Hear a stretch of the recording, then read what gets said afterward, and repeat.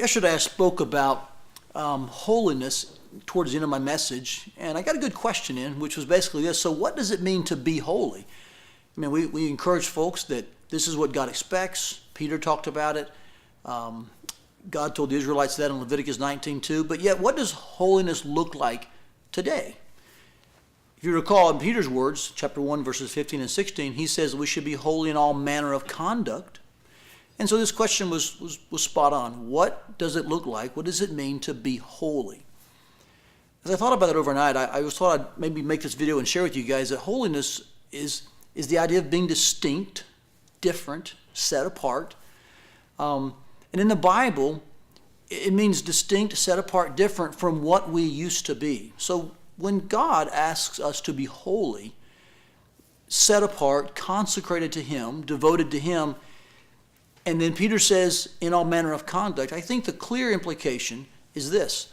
We should look and be different than we were before God. Holiness is what makes us distinct. So our actions, now that we're Christian, are different than the actions that characterized us before we were saved. Maybe you're wondering, well, what are those actions, Todd? Well, there's a number in the Bible that I think we would admit that God says these are ways to live holy. These are ways to conduct ourselves that are different than when we were lost. Paul mentions several in Ephesians 5.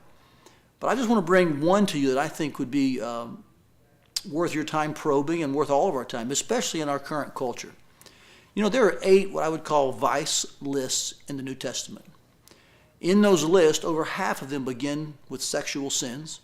And in fact, if you combine all of the list, 30% of the sins in all the vice list are sexual in nature. And so if you were to ask me my opinion, what is the best way to show our distinctiveness?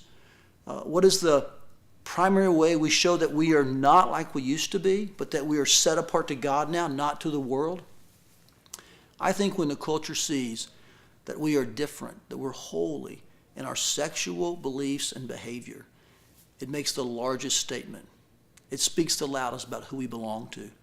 After all, 1 Corinthians 6 does say that our bodies are not our temple anymore. They're God's temple. They belong to Him, for we've been bought with a price.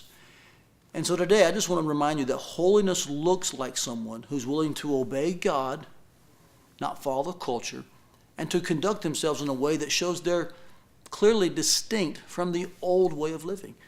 And how does that show up first and foremost usually? By a different type of sexual belief and behavior. Let me encourage you today.